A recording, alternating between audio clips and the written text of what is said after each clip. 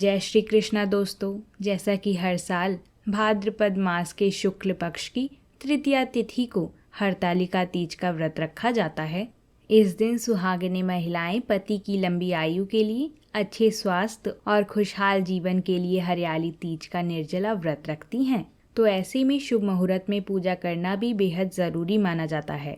तो आज की इस वीडियो में हम जानेंगे कि साल 2023 में हरतालिका तीज का व्रत कब रखा जाएगा, तृतीया तिथि कब से कब तक होगी, व्रत को कब रखें और कब खोलें, हरतालिका तीज की पूजा का शुभ मुहूर्त क्या क्या रहेगा, किस समय हरतालिका तीज की व्रत पूजा नहीं करनी चाहिए, इस दिन प्रदोष काल का मुहूर्त क्या होगा, अभिजीत मुहूर्त क्या होगा, साथ ही रवि योग किस समय होगा, ये भी जानेंगे।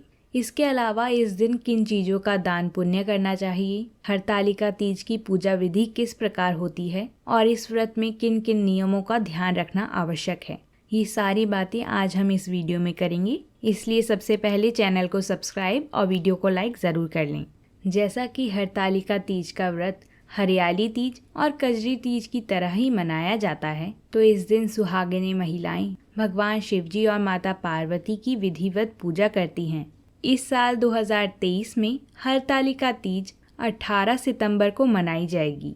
भाद्र माह के शुक्ल पक्ष की तृतीया तिथि 17 सितंबर को सुबह 11:08 से शुरू हो जाएगी, जिसके बाद तृतीया तिथि का समापन 18 सितंबर को दोपहर 12:40 तक होगा। हरतालिका तीज की पूजा हमेशा तृतीया तिथि की गोधूली बेला में और प्रदोष काल में ही की जाती है। चतुर्थी तिथि में की गई पूजा को मान्य नहीं माना जाता।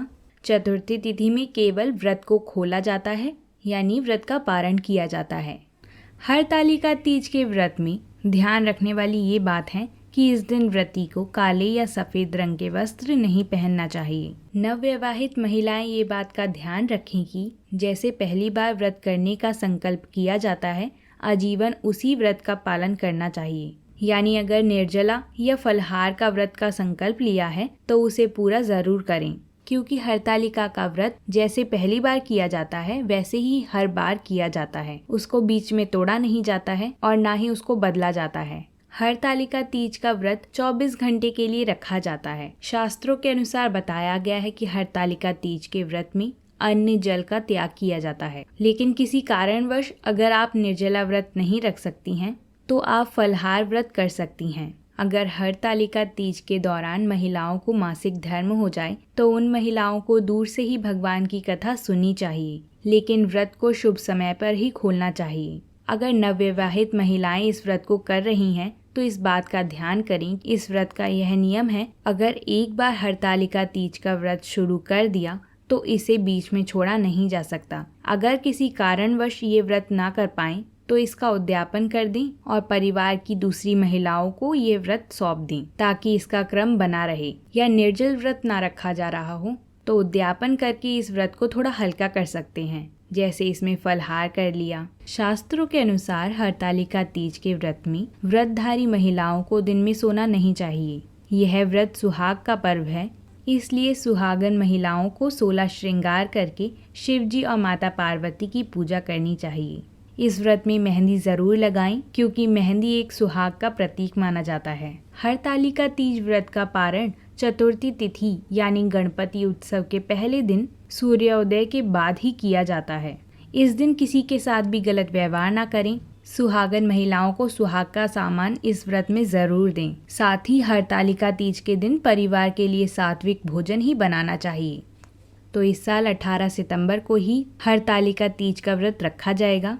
याद रखें कि व्रत से एक दिन पहले से ही इन नियमों का पालन शुरू हो। व्रत रखने से एक दिन पहले सात्विक भोजन ही करना चाहिए और भरपूर मात्रा में पानी का सेवन करें, ताकि अगले दिन व्रत रखने में किसी भी प्रकार की कठिनाई ना हो। अगर आप चाहें तो 3 बजे से पहले लिक्विड चीज़ों का सेवन कर सकते हैं, लेकिन नमक वाली चीज़ों का सेवन ना करें, क्योंकि नमक की चीज़ को खाने से व्रत पूरा नहीं माना जाएगा। आप 3 बजे से पहले फलहार कर सकते हैं। इस दिन पूजा के शुभ मुहूर्त इस प्रकार होंगे। पहला शुभ मुहूर्त 18 सितंबर को सुबह 6:07 से 8:32 तक। दूसरा शुभ मुहूर्त सुबह 9:11 से 10:45 तक और तीसरा शुभ मुहूर्त दोपहर के समय 3:12 से शाम 5:40 तक होगा। हरतालिका तीज के दिन सूर्योदय सुबह 6:18 पर, सूर्यास्त शाम 6:24 पर, ब्रह्म मुहूर्त होगा 4:41 से 5:30 तक। इस दिन अभिजीत मुहूर्त रहेगा सुबह 11:56 से 12:45 तक। अमृत काल का समय होगा सुबह 4:30 से 6:06 तक। राहु काल का समय 7:30 बजे से 9 बजे तक रहेगा, जिसमें पूजा नहीं करनी चाहिए और ना ही कोई शुभ कार्य करना चाहिए। रवि योग रहेगा 12:08 से अगले दिन 19 सितंबर को सुबह 6:08 तक। प्रदोष काल का समय शाम 5:29 से 7:09 तक। प्रदोष काल में की गई पूजा को बहुत ही शुभ माना जाता है, क्योंकि इस समय में की गई पूजा को भगवान शंकर और माता पार्वती बहुत जल्द ही स्वीकार कर लेती हैं। इसलिए प्रदोष काल के समय पूजा अवश्य करें। हरतालिका तीज के व्रत को खोलने का शुभ मुहूर्त रहेगा 19 सितंबर मंगलवार को सुबह 6:18 से 8:04 तक। इस बात का भी ध्यान दें कि व्रत का पारण शुभ समय के अंतर्गत ही हो, जिससे व्रत पूर्ण हो सके। सूर्योदय के बाद ही व्रत का पारण किया जाता है। साथ ही भगवान के प्रसाद को ही ग्रहण करके व्रत खोलें। उसके बाद ही किसी और चीज का सेवन करें। इस व्रत से जुड़ी मान्यता है कि माता पार्वती ने मन ही मन में भगवान शिव जी को अपना पति मान लिया था। वहीं दूसरी ओर उनके पिता भगवान विष्णु से उनका विवाह कराना चाहते थे। ऐसे में माता पार्वती जी ने अपनी सखियों के साथ जाकर एक घने जंगल में कठोर तपस्या की थी और शिव जी को पति रूप में पा लिया था।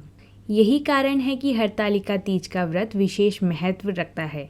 इस दिन सुहागिनी महिलाएं पति की लंबी आयु के लिए व्रत रखती हैं और कुंवारी कन्याएं मनचाहा वर पाने के लिए यह व्रत करती हैं। इस व्रत को सुहागिनी महिलाओं के अतिरिक्त कुंवारी कन्याएं भी रख सकती हैं।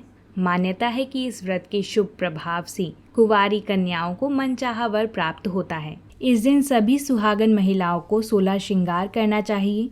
सभी व्रतों की तरह इस व्रत में भी व्रत कथा पढ़ना अत्यंत लाभकारी माना गया है, क्योंकि बिना कथा पढ़े या सुने व्रत को पूर्ण नहीं माना जाता। व्रत खोलने से पहले स्नान करके विधिवत शिवजी और माता पार्वती की पूजा करें। हरतालिका तीज व्रत के दिन उड़द और चने की दाल को दान करना चाहिए। इसे बेहद शुभ माना गया है। मान्यता है कि इस दिन चीजों का दान करने के बाद ही सुहागिन व्रती महिलाओं को पारण करना चाहिए। ऐसा करने से उनके जीवन में सुख समृद्धि आती है।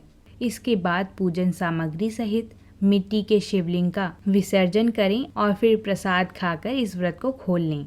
अगर आपको ये वीडियो अच्छी लगी हो तो कमेंट बॉक्स में जय माता दी जरूर लिखें। साथ ही हमारी वीडियो को लाइक और चैनल को सब्सक्राइब जरूर करें, ताकि आने वाली व्रतों से जुड़ी कथाएं आपको मिल सके, साथ ही जानकारी भी प्राप्त हो सके। जय माता दी।